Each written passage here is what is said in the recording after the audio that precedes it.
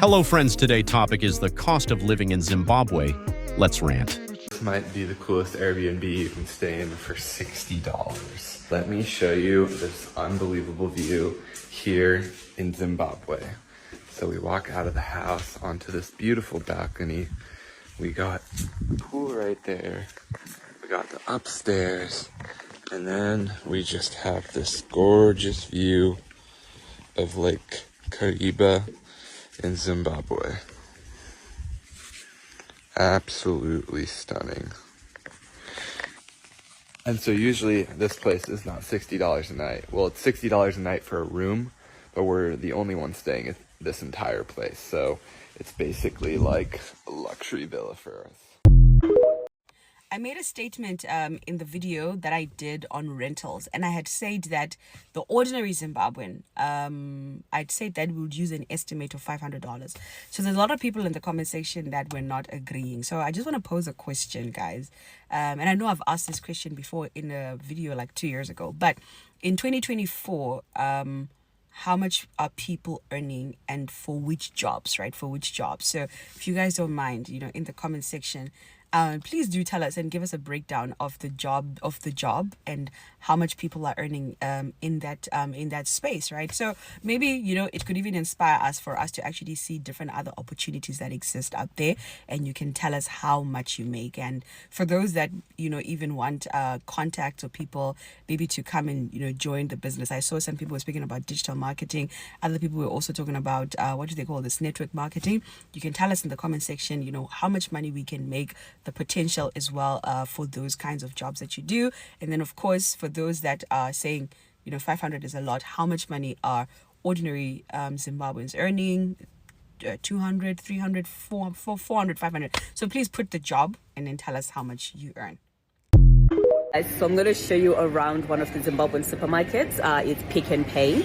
Do you know what? The prices though, I can't tell you what the prices are because they're written in Zim bonds, which I can't translate myself, but just divide by 5,000 to get US dollar. Okay.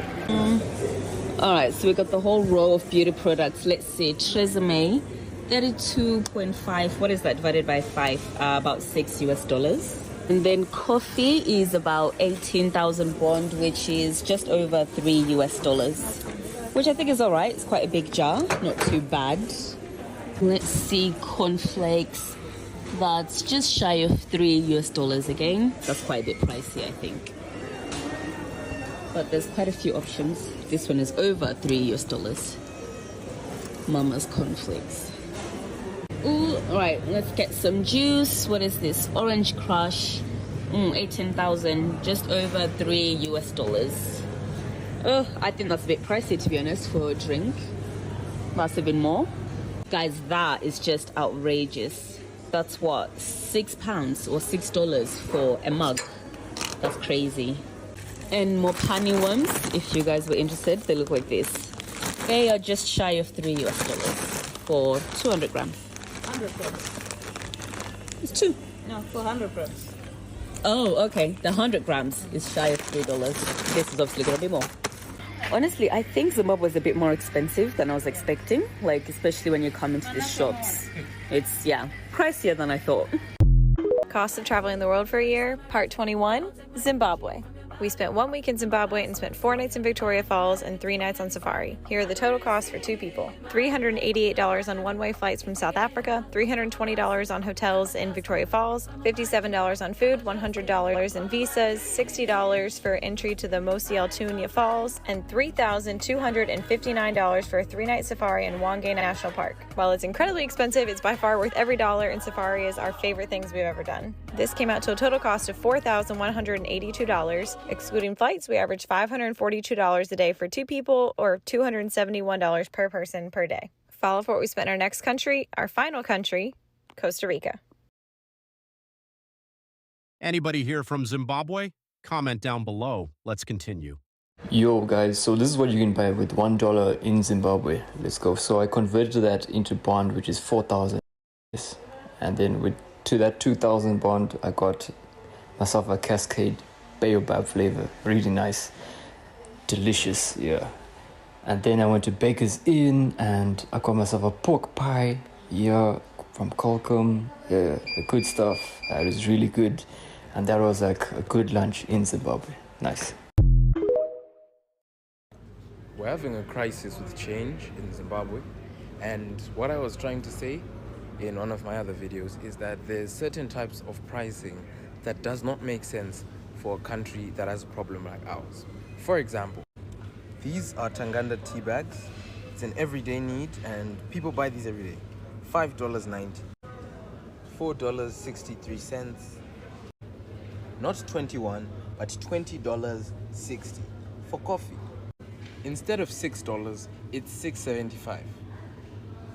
Now I know there's going to be some people who say, well, I don't buy these things every day. These are luxuries and these people have proper pricing for everyday meals. So I'm going to show you everyday things that people get on a daily that are priced so unreasonably. Here's the Fanta for 60 cents. Instead of 50 cents, it's 60. Peanut butter, $2.15. $1.15. For bread, $1.15. Now, the damage this does, it looks very small. But when you reach the till, they don't have change. You're going to have to scale that number up yourself. You're going to have to buy some sweets.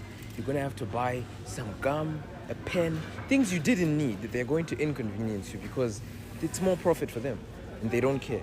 That's why we have a crisis such as the one we're facing currently in Zimbabwe, where our companies are closing down because these companies have developed a culture of exploiting the people that keep them in business. And if this doesn't end, if more people don't discuss this, if people don't bring this to attention, it's not going to stop. And more of our businesses are going to close down. And that, like it or not, is not good for the everyday Zimbabwean. Here's how moving to Zimbabwe made people billionaires overnight. In 2008, due to hyperinflation, $1 was worth over 2.6 billion Zimbabwe dollars. So if you just had $1 and you moved to Zimbabwe, you would have been a billionaire. However, a loaf of bread will still cost you over 10 billion Zimbabwe dollars. But anyway. How much do groceries cost in Zim? We're about to find out. So for 6 noodles, this is how much they cost. We got 2 of these.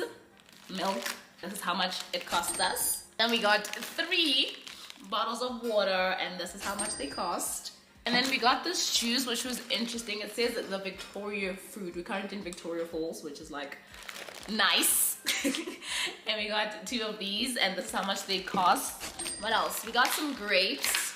So for grapes, this is how much you can expect to spend. This is like the most expensive thing that we spent on. I think it was like $3.61. And we also got jungle oats, and the total was... So let me know if you guys think this is expensive or it's reasonably priced, especially according to Rant. I would love to visit Zimbabwe. Hopefully one day I can. What do you think about this video? Thanks for watching. Until next video.